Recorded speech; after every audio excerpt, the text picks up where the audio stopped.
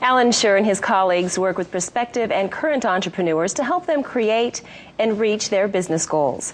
The organization has 12,000 members nationwide and is 35 years old, and he's here to talk with us about customer service.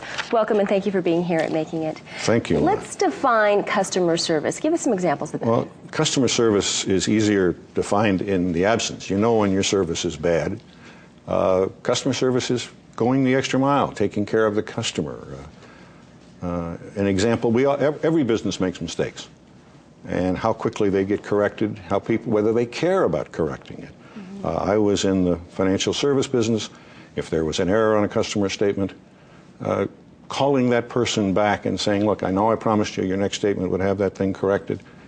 The entry, you're going to get a statement in a couple of days. The entry may not hit. I want you to know I'm still on top of it.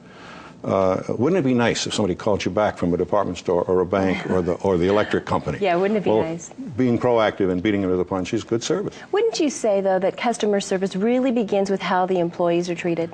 Well, obviously, a surly employee or an employee who's unhappy with his or her job is less likely to take care of the customer and care. One of the things that in my career was very important to me was somebody said, treat every job like it's your last one, like you're going to do it all your life. Don't be looking one job ahead.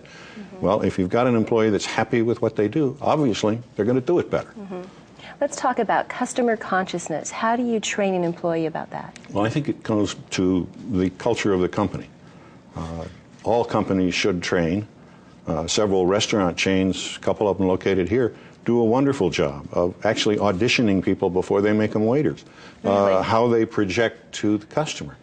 But you have a corporate culture, and taking care of the customer, it is ingrained into the corporate culture, and you keep reinforcing that. And if somebody doesn't do it, you say, hey, you can't work here. This is too important. It means something, and that's our culture. If you can't get with the program, you gotta work someplace else.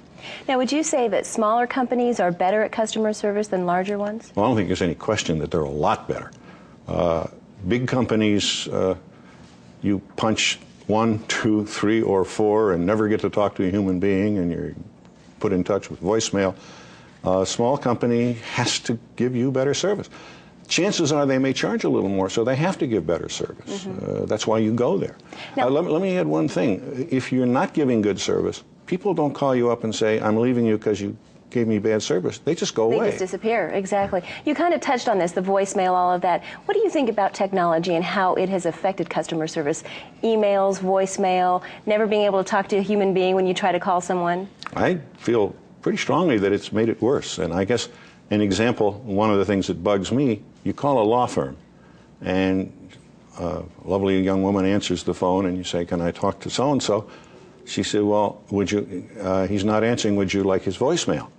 I'd say, well, is he in today? Well, I don't know, I'm on a different floor. Well, yeah. That's pretty impersonal. Right. And by the way, all law firms are not doing this. I don't know why, but they're doing it. Okay, we've talked about some of the negatives. Let's talk about some positives. Yeah. Where do you see some really good, strong customer service things happening in our business community? Wow. Well, again, small businesses go out of their way. If you go to a large drugstore chain and ask for something, you're going to be treated somewhat impersonally. You go to a neighborhood drugstore, they're going to say, sure, I'll order that for you. Right. And, almost every organization from the doorman on up has the authority to say, no, we don't do that. Right. The trick is to get to somebody who has the authority to make that decision. In a small business, you can get to that person right away. You know what I find, and we've been talking a little bit about this, what I find is it's really just about human contact. To me, that's really customer service. When someone looks you in the eye and just says hello. I noticed it at the grocery store, at my local grocery store. Every employee that you happen to pass will say, how you doing? Good morning. Can I help you find anything? And at first you're kind of taken aback because you're not used to it. But that's really what customer service is about. It's about human contact. I think it's one of the major hardware chains is running commercials on that point. That when you ask a question, they don't just answer it. They walk you to the place and demonstrate. Right. There's a wonderful example of how you train people to give good customer service. Well, you know, it's interesting because it's something that we all have contact with no matter what we do. We always have to go to the store. We always have to come in contact with somebody. So very interesting. Thank you very much. We appreciate you being here, Allan Sher. My pleasure, Lynn. Thank you.